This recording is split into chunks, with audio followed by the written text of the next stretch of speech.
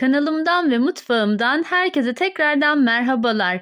Bugün sizler için çok lezzetli, tam kıvamında bir saç kavurma tarifi hazırladım. Hemen tarifimin detaylarına geçiyorum. Hepinize iyi seyirler dilerim. Öncelikle saç tavamı ocağımın büyük gözüne aldım ve harlı ateşte altını açarak tavamı iyice kızdırdım. Tavanız iyice kızdıktan sonra minik minik doğramış olduğunuz iç yağını içerisine ilave edin. Eklemiş olduğunuz iç yağın mutlaka kuru olmasına dikkat edin. Eğer ıslak olursa etrafa çok sıçrama yapacaktır. Tahta kaşık yardımıyla karıştırarak iç yağımı güzelce erittim. Eriyen iç yağının sonrasında böyle üzerinde çıtır çıtır parçalar kalacak. Bunları da bir kevgir yardımıyla kenara alıyorum. Sonrasında kuşbaşı etten biraz daha küçük olarak doğramış olduğum etlerimi yağımın içerisine aktarıyorum. Tekrar bu şekilde tahta kaşıkla karıştırıyorum ve sonrasında kapağını kapatarak kendi suyunu salmasını bekliyorum. Evet, saç tava içerisindeki etlerim çok güzel bir şekilde suyunu saldı. Bu aşamada şöyle bir karıştırıyorum ve sonrasında ocağımın altını kısık ayara getirerek etleri kısık ayarda pişirmeye bırakıyorum.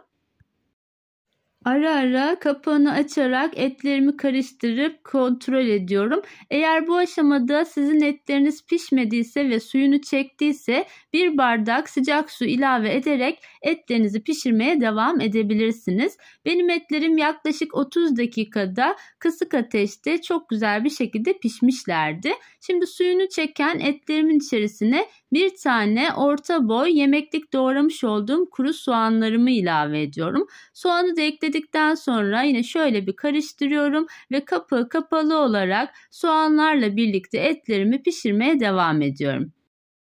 Soğanlarla birlikte 10 dakika boyunca güzelce etlerimi pişirmeye devam ettim ve soğanlar iyice diriliğini kaybettikten sonra şimdi de içerisine küçük küçük doğramış olduğum kapya biberi ve yeşil biberleri ekliyorum. Bu arada malzeme listem her zaman olduğu gibi videomun açıklama kısmında mevcut.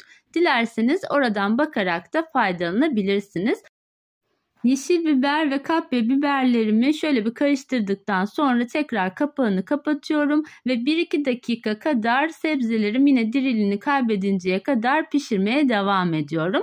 Ben saç kavurmaya salça ilave etmiyorum.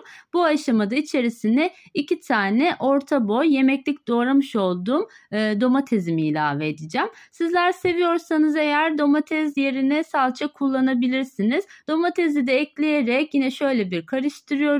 Ve en son aşamada tuzunu ilave ediyorum. Ben et yemeklerinde tuzu en son ilave ediyorum ki etlerimiz sertleşmesin. 1 tatlı kaşığı kadar tuz kullandım ve farklı bir baharat da eklemedim. Sizler seviyorsanız bu aşamada karabiber, pul biber ya da kimyon da ilave edebilirsiniz. Şöyle kapağını kapattım ve 5 dakika boyunca domateslerim suyunu salıncaya kadar pişirmeye devam ettim. Ve bu aşamadan sonra en son olarak da üzerine sadece kekik serpiştiriyorum ve saç kavurmam artık servise hazır.